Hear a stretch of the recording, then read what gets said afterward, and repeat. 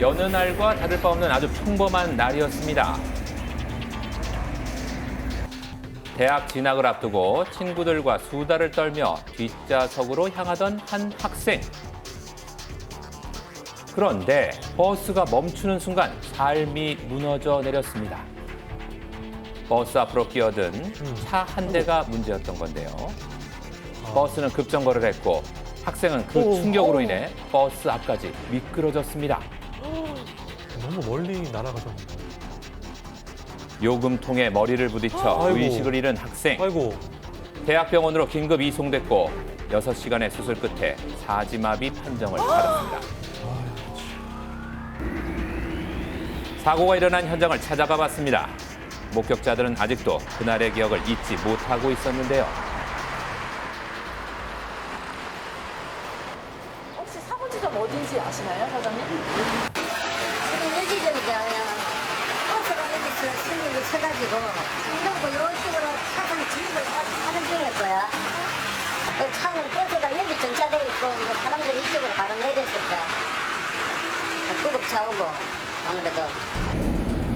사건 당시 수많은 목격자가 몰렸지만 끼어든 차량의 차주는 밖으로 나오지 않았고 이에 목격자들은 분노했습니다. 쾅 소리가 나서 처음에는 사고가 났구나 생각하고 나가서 보니까 사람들이 많이 모여 있었거든요. 많이 모여 있는 상태에서 버스에 있는 분들 다 내리고 학생 한 명이 많이 다쳐서 피를 많이 흘리니까 친구들 엄청 대성통곡을 하더라고요. 그 자리에서. 가족들은 이 상황이 믿기질 않습니다. 상상하지 못했죠.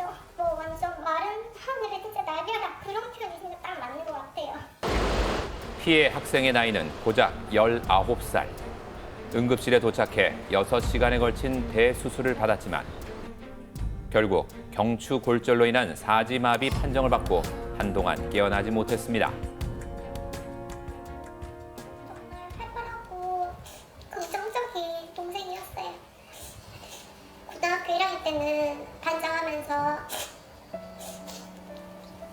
그냥 학급 이끌고 친구들 도와주면서 그냥 착한 동생이었어요. 그런 심정. 가까스로 깨어난 뒤에도 가족을 먼저 염려했던 동생. 가족들은 안타까웠는데요.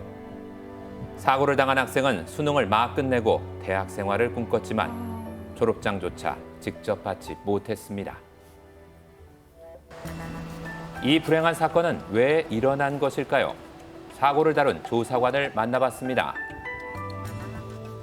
시내버스가 버스 정류소에서 이제 승객을 태우고 이제 3차로로 막 지나가는 순간에 2차로에서 달리던 렉스턴 차량이 3차로로 진로 변경을 하다가 3차로에서 달리던 시내버스와 충격하는 사고였습니다.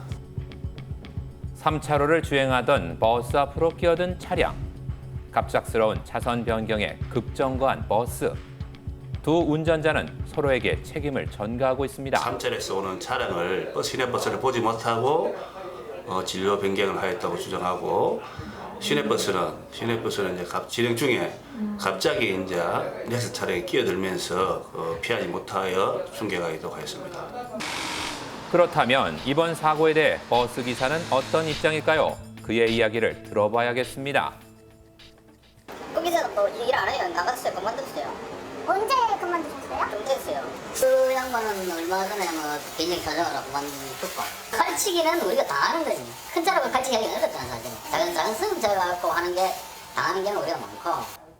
피해자 가족들은 서로 떠넘기는 상황이 억울하기만 합니다. 전화도 통 없다가 3주가 지나서 이제 3차 공판 일주일 열리기 일주일 앞두고 그제서 전화했거든요. 그렇게 피해자와 합의하겠다고 얘기를 했는데 뭐 합의 진행하려고 한 행동이 고작 전화한 거. 미안하다는 사과조차도 제대로 듣지 못했는데요. 진심 어린 사과를 정말 해야 되는 상황이라면 뭐 제 동생이 뭐 동생은 어떤지 괜찮은지 지금 어느 병원에 있는지 진짜 몰라요 지금 가해자가. 전혀 동생이 안부를 묻지도 않은 채 자기는 합의만 해달라고 하고 있어요. 사건 당시 현장에 있었던 목격자들은 누구에게 책임을 물어야 한다고 생각할까요? 차선 변경이죠. 불법 차선 변경이긴 했는데 버스도 이제 사실은 진입을 할 때 서서히 가야 되는데 뭐 고작 거리가 한 30m, 50m 되면 속도가 조금 붙었겠죠. 급출발 비슷하게 이렇게 출발은 조금 빠르게 그리고 학생 실려가고 가실 분들 가시고 이럴 때까지 서 있다가 사람 좀 빠질 때 저도 이제 들어왔어요. 그러면 저희 카메라를 돌려봤죠. 그러니까 엄청 빠르게 달려오는 거예요. 그 검은 차가 자체부터 처음부터가 학생들 다 태운 버스는 출발을 하는데 저 뒤에서 확 달려오는 거예요. 법률 전문가는 이번 교통사고를 어떻게 보고 있을까요? 방향지시는 켰지만 차로 변경하면서 방향지시는 켜는 것은 방향지시는 켰는 걸로 평가되지 않고요. 이와 같이 급차로 변경하면 버스 입장에서는 예상하기도 힘들고 피하기도 힘들어요. 하지만 이번 사고에서 버스 운전자는 또 승객의 안전까지도 고려해야 되는 주의 의무가 가중됩니다. 이 부분까지 고려한다면 이번 사고의 결정적 원인은 급차로 변경한 승용 차량이 있겠지만 버스 차량에게도 일부 관심이 있어 보입니다. 가족들은 지난달 18일 청와대 국민청원에 답답함을 호소했습니다. 예. 진로 변경 위반으로 인해 중상을 입어도 교통사고 처리 특례법이 적용돼 처벌이 가볍다고 합니다.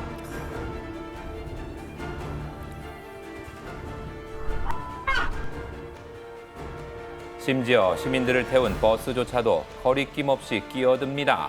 많이 있죠, 저런 상황들이. 피해자 가족들은 이런 운전 태도가 불행한 사고를 낳았고 동생을 위협했다고 말합니다.